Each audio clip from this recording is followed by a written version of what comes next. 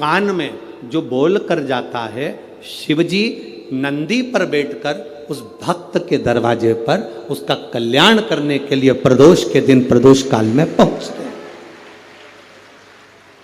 हर हर प्रदोष के दिन प्रदोष काल में देवाधिदेव महादेव उस शंकर के भक्त के घर जाते हैं, जो भगवान नंदीश्वर के कान में कहकर जाता, नंदी के कान में जिसने कहा।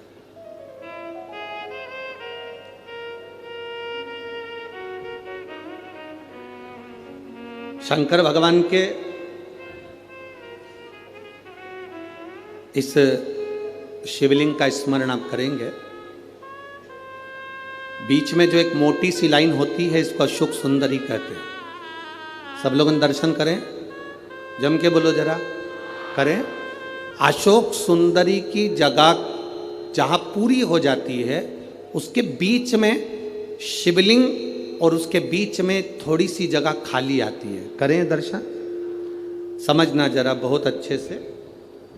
जैसे ये अशोक सुंदरी की जगह है, हम निवेदन करेंगे आस्था चैनल वालों से भी और एलईडी वाले भी, जिन जिनको एलईडी पर आप दर्शन करा रहे हैं वो पूरी तरह से कराएं। गणेश जी का स्थान, षडानंद कार्तिकेय का स्थान, अशोक सुंदरी का स्थान बीच में। अशोक सुंदरी का जो स्थान पूरा हो जाता है, वहां से लेकर शिवलिंग के बीच में खाली जगह आती है। करें दर्शन आप लोगों ने, खाली जगह आती है।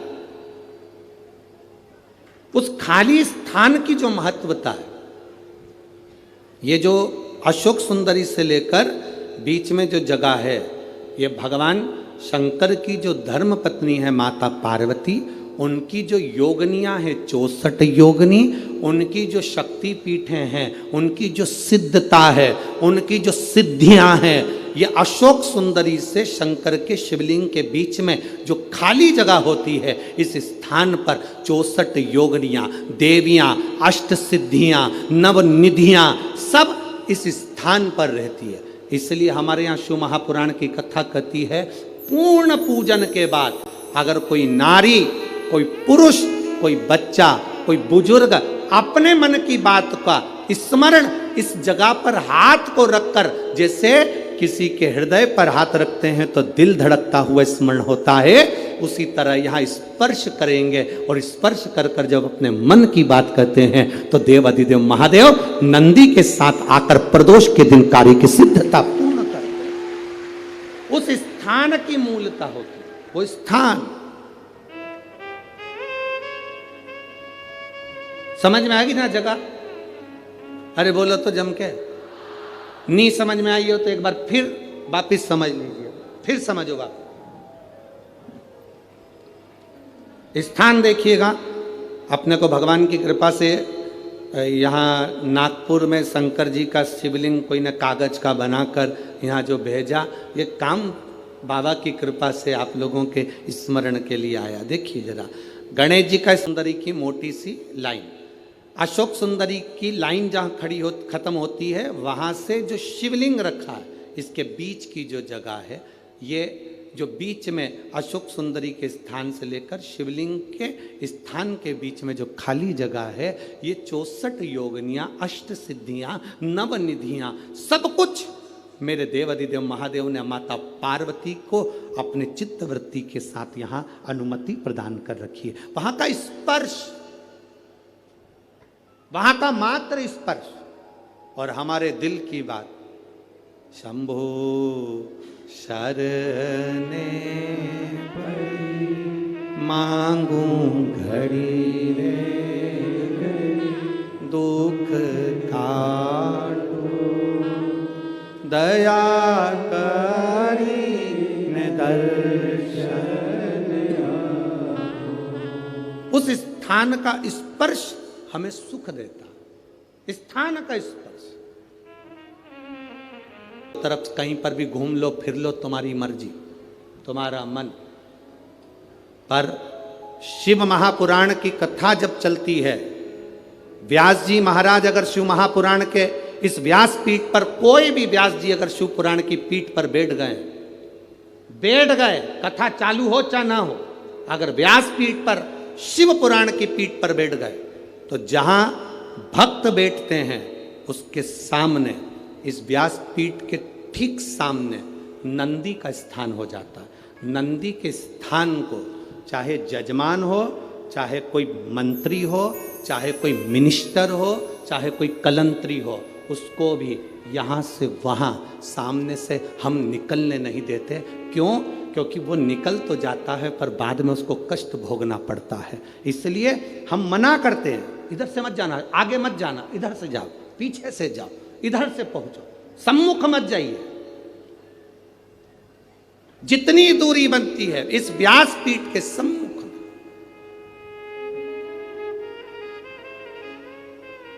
अब उसको समझने वाला समझ नहीं पाता, इसलिए हम जब साउंड वाला साउंड लगाता है, बक्से वाला बक्सा लगाता है, तो हम उससे कह देते हैं यहाँ से यहाँ तक पैक कर दो, ये नंदी की जगह पर कोई के चरण ना पड़ जावे। जितनी देर आप कथा सुनते हो, जितनी देर आप कथा के मंडप में बैठकर कथा सुनते हो, उतनी देर 33 कोटि देवता नंदीश्वर तुमरुका जी इस व्यासपीठ के ठीक सामने बैठकर शंकर की कथा का स्मरण करते हैं। कथा का स्मरण,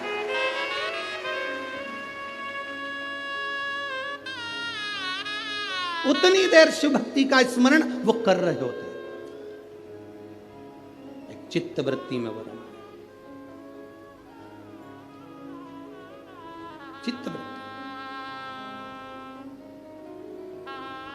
कई कैमरे वाले ऐसे होते हैं, फोटो खींचने वाले होते हैं, हम उन्होंने अभी तक शिव पुराण में कभी गए नहीं होते हैं। वो क्या भागवत जी में गए हैं, राम कथा में गए हैं, तो कहीं से भी निकल जाते हैं, उनको अंदाजा नहीं रहता। हमारे भक्त उनसे कहते, भैया सामने से नहीं जाना, जाना पीछे से, आप उधर से जाना, शिव के पीछे से निकल जाना, सम्मुख मत जाना। तुमरुका जी है, नंदीश्वर है, उनके गण है, वहाँ स्थान है उनका।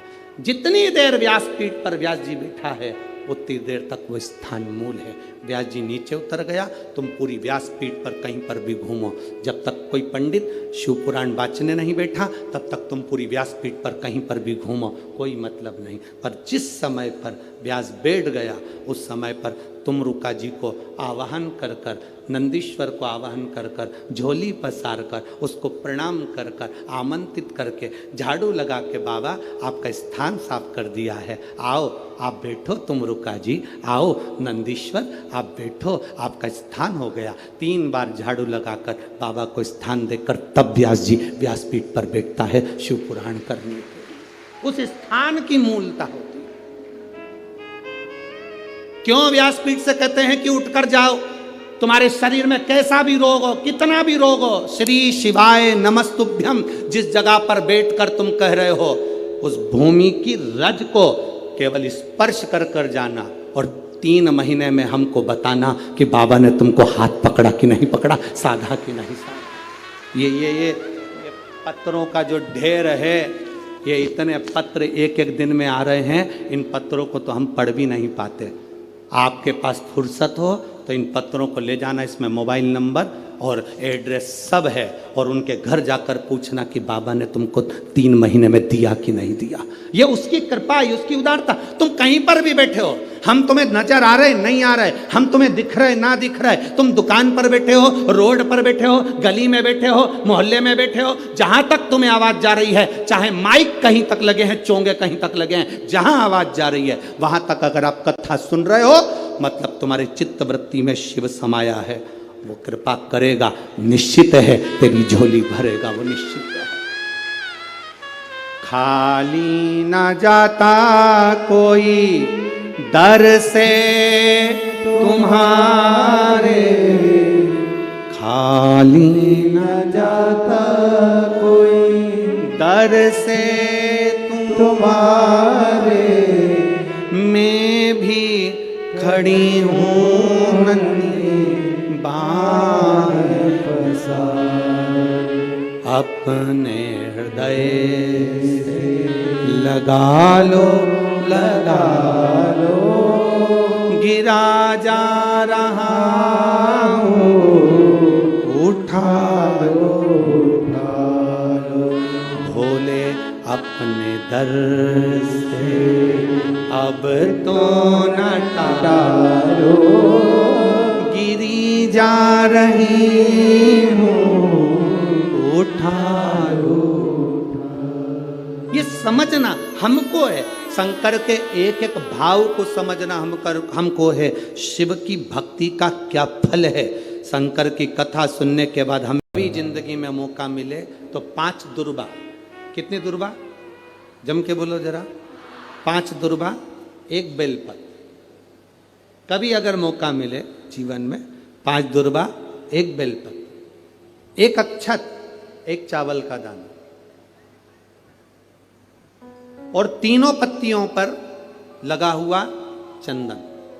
बेलपत्र की जो 3 पत्ती होती है, इन तीनों पर लगा हुआ चंदन, दुर्बा, बेलपत्र, चावल का 1 दाना मध्य पत्ती पर रखकर जब भी आप अपने हृदय से कोई सरकारी गतिविधियों में कहीं फंस गए हो, सरकारी कोई केस चल रहा है, कोई सरकारी चीजों में अगर तकलीफें आ रही हैं, तो शिव का नाम लेकर आप अपना कर्म जरूर करना, मेहनत जरूर करना।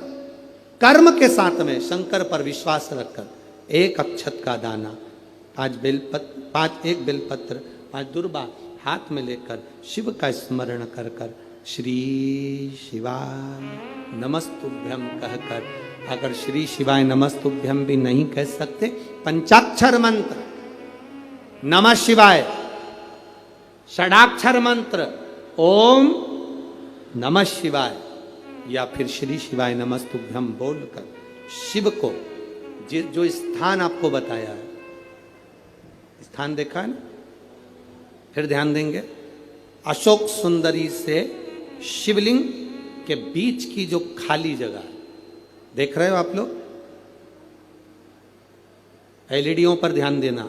एलईडी और अपने अपने मोबाइल पर अगर आप कथा सुन रहे हो, या यहाँ पंडाल में कथा सुन रहे हो, या आस्था चैनल पर सुन रहे हो, तो वहाँ शिवलिंग, अशोक सुंदरी का स्थान, बीच में जो खाली जगह है, इस खाली जगह पर बेलपत्री और दुर्बा का जो पीछे का भाग है, वो पीछे का भाग अशोक सुंदर की ओर होना चाहिए। अशोक सुंदर की ओर उसका भाग हो जाए और पत्ती को इस तरह से शिवलिंग और जो खाली जगह है उसके मध्य में रखकर, कोई सरकारी चीज के लिए, कोई प्रशासनिक चीज के लिए, कोई केस के लिए, कोई कानूनी कार्यवाही के लिए, कोई तकलीफ में घिरे हुए हो, तो उस स्थान पर ये बेलपत्र केवल 1 बार चढ़ाकर बाबा से विनती करना, बाबा उसको स्वीकार जरूर करेगा, कार्य सफल जरूर करेगा। 1 बेलपत्र शिव भक्ति के लिए, 1 बेलपत्र की मूल। एक घर में रुद्राक्ष है, उसके टुकड़े हो गए, उसको वापिस जोड़ने का प्रयास करो। वापिस नहीं जोड़ता, उसको एक कपड़े में बांध कर रख लो। शिव शंकर का शिवलिंग और रुद्राक्ष कभी खंडित नहीं कहलाता, उसका फल उतना की उतना ही होता है। उसका फल उतना की उतना ही रहेगा, उसका बल उतना की उतना रहेगा, वो कभी खंडित नहीं, उसका बल उतना की उतना। इसलिए शंभु शरणे पड़ी मांगू घड़ी दुख का दया करी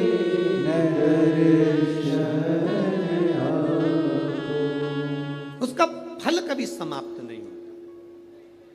रुद्राक्ष के 10 टुकड़े भी हो जाएं तो रुद्राक्ष का फल समाप्त नहीं होता। आप में से कई लोग ऐसे बैठे होंगे जिनके घर में रुद्राक्ष टूटा होगा, बिखरा होगा। उठाओ जरा हाथ, जिनके घर में अगर कभी रुद्राक्ष टूटा हुआ भी हो, तो आपको महसूस कर रहा होगा आपने कि वो रुद्राक्ष टूट गया, बेकार हो गया, कोई काम का नहीं है। ना ना ना ना, शंकर भगवान की 1 बेलपत्र, शिव की 1 बेलपत्र जो शंकर जी पे समर्पित हो गई, समर्पित होने के बाद उठाने में टूट गई, खंडित हो गई।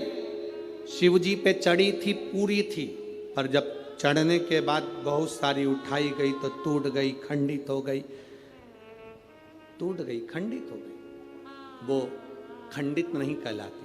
शिव जी पे चढ़ने के बाद जो बेलपत्र का अगर एक पत्ता भी तुमको मिला तो वो पूरी बेलपत्र कहलाती है, वो अधूरी नहीं कहलाती। शंकर भगवान पर चढ़ने के बाद अगर बेलपत्र का एक पत्ता भी तुमको मिला है तो वो खंडित नहीं, वो पूर्ण है।